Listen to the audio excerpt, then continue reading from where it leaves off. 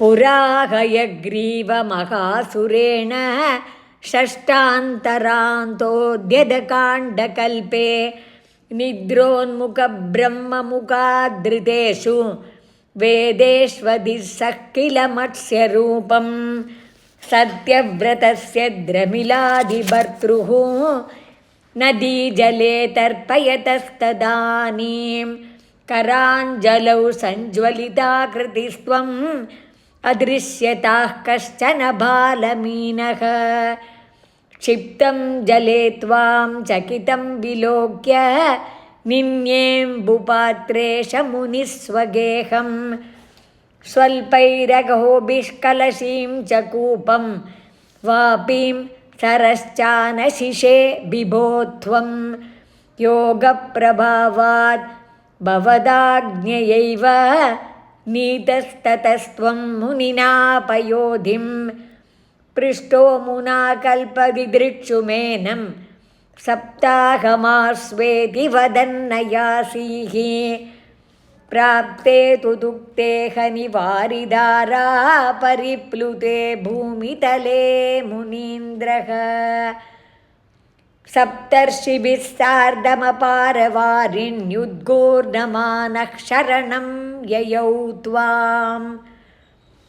धरां त्वदादेशकरीमवप्तानौ रूपिणी मारुरुहुस्तदा ते तत्कम्पक्रम्पेषु च तेषु भूयः त्वमम्बुदे राविरभूर्महीयान् जशाकृतिं योजनलक्षदीर्घां ददानमुच्चैस्तरतेजसं त्वां निरीक्ष्य तुष्टामुनयस्त्वदुक्त्या त्वत्तुङ्गशृङ्गे तरणिं बबन्धुः आकृष्टनौको मुनिमण्डलाय प्रदर्शयन् विश्वजगद्विभागान्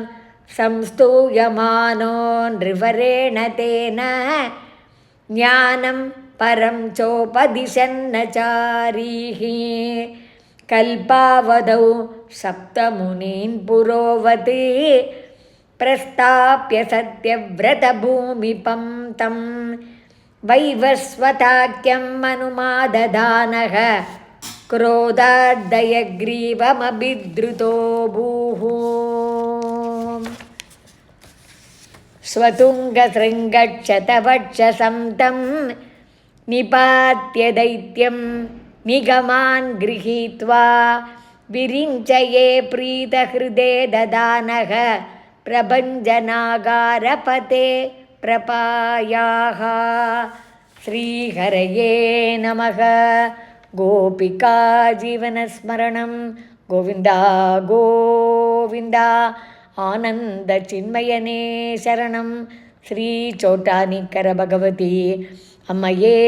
शरणं नारायण अखिलगुरो भगवन् नमस्ते।